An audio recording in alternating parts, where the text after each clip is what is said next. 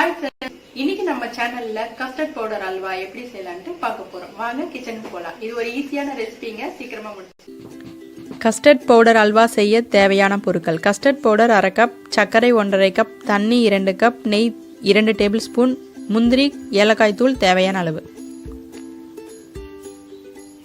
ஒரு பவுலில் சர்க்கரை போட்டு கரைச்சிக்கலாம். 1 கப்பு தண்ணி முதல்ல ஊற்றுறேன்னா நல்லா கரைச்சிக்கோங்க சர்க்கரையை.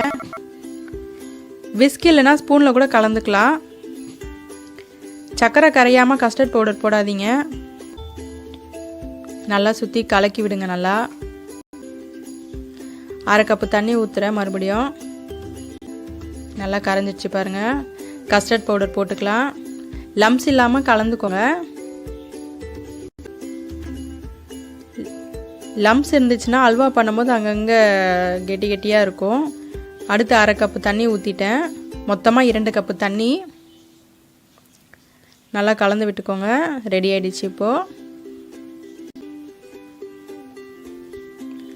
ஒரு நான்ஸ்டிக் பேனில் அந்த இதை கலவையை ஊற்றிக்கோங்க. ஸ்லோவில் வச்சுக்கோங்க அல்வா பண்ணுறதுக்கு. கைவிடாமல் கலரணும். இந்த ஸ்டெப் தான் ரொம்ப முக்கியம். இதுக்கு ஃபுட் கலர்லாம் தேவையே இல்லைங்க, ஏன்னா கஸ்டர்ட் பவுடரே கலராக தான் இருக்கும். கலர் மாறிட்டே வரும் பாருங்கள். நீங்கள் கலக்க கலக்க இங்கே பாருங்கள், இந்த கலர் சேஞ்ச் ஆகிருக்கு. இப்போ 1 டேபிள் ஸ்பூன் நெய் விடுறேன். நல்லா கலந்து விடுங்க. நான்ஸ்டிக் பேனில் இந்த மாதிரி பண்ணிங்கன்னா அல்வா செய்கிறதுக்கு ஈஸியாக இருக்கும், ஒட்டாமல் வரும். முந்திரி போட்டுக்கலாம்.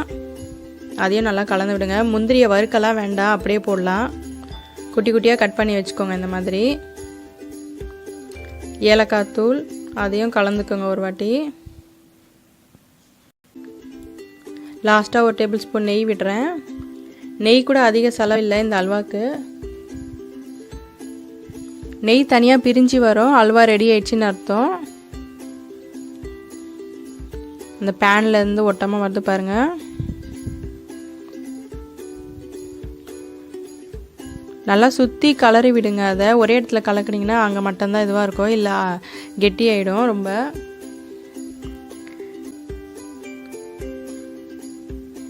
நல்லா ரெடி ஆகிடுச்சு அல்வா. ஒரு பிளேட்டில் நெய் தடவி வச்சுட்டு அதில் கொட்டிட்டு 1 ஹவருக்கு ஆறட்டும். நல்லா அந்த கரண்டிலே மேலே நல்லா தட்டி விடுங்க.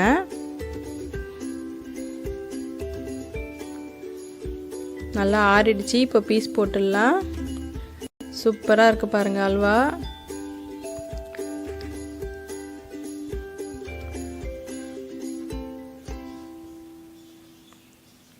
சுவையான கஸ்டர்ட் பவுடர் அல்வா ரெடி.